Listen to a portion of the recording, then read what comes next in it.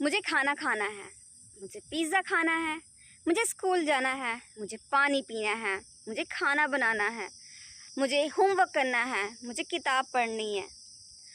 तो फ्रेंड्स, आप ऐसे सेंटेंसेस को कैसे ट्रांसलेट करते हो या कैसे इंग्लिश में बोलते हो? वैसे देखा जाए तो मोस्ट ऑफ द टाइम हम यही बोलते ना, आई हैव टू ईट। हम हैव टू लगाते हैं, कोई काम करना है हम लगाते हैं हैव टू।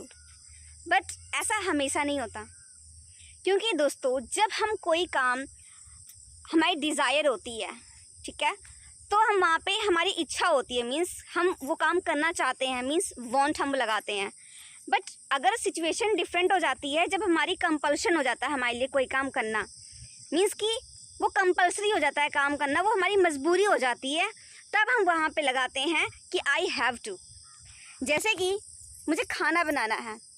अब कोई इंसान ये तो नहीं चाहेगा ना कि वो खाना बनाए, ठीक है, उसको मजबूरी में बनाना ही पड़ता है। तो यहाँ पे ये हमारे लिए एक कंपल्शन के तौर पर है।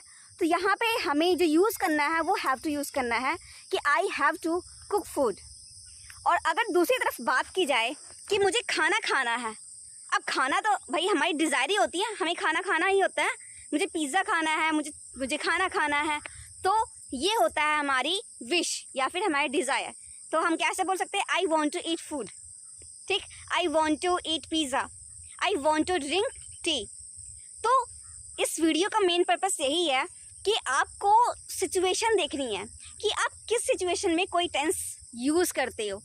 ये नहीं है कि आपने रट्टा मार लिया और आपको ये पता है कि अगर हमें किसने सपोज करके हमने एक वीडियो देखी, उसमें उन्होंने कहा कि हमें खाना खाना है, जिन टेंसेस के लास्ट में ना आता है, ना है, तो हम यूज़ करते हैं सिंपल सा सेंटेंस स्ट्रक्चर हैव टू, ठीक है, हैव टू या फिर हैज़ टू।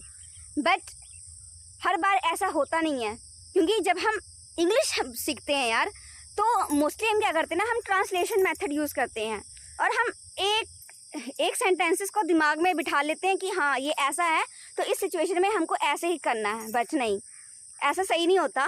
आपको सिचुएशन देखनी है, कंडीशन देखनी है, और उस सिचुएशन और कंडीशन के अकॉर्डिंग ही कोई भी सेंटेंस इंग्लिश का बनाना है या फिर इंग्लिश बोलनी है।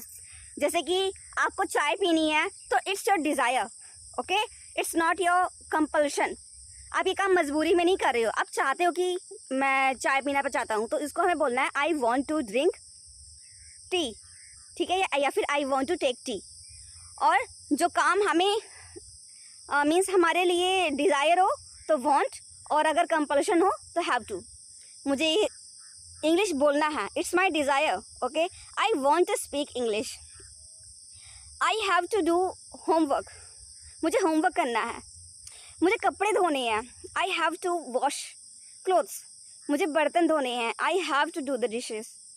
इट मीन्स कि जो काम हमें मजबूरी में करना है वो होते हैं हमारे हैव टू वाले सेंटेंसेस, और जो काम हम अपनी इच्छा से करना चाहते हैं, इट मीन्स कि जो हमारी डिज़ायर होती हैं उसको हम वांट से हम रिप्रेजेंट करते हैं, ठीक है। I want to go to the market, I want to eat pizza, I want to join this English academy, okay, I want to speak English fluently, I want to speak English confidently।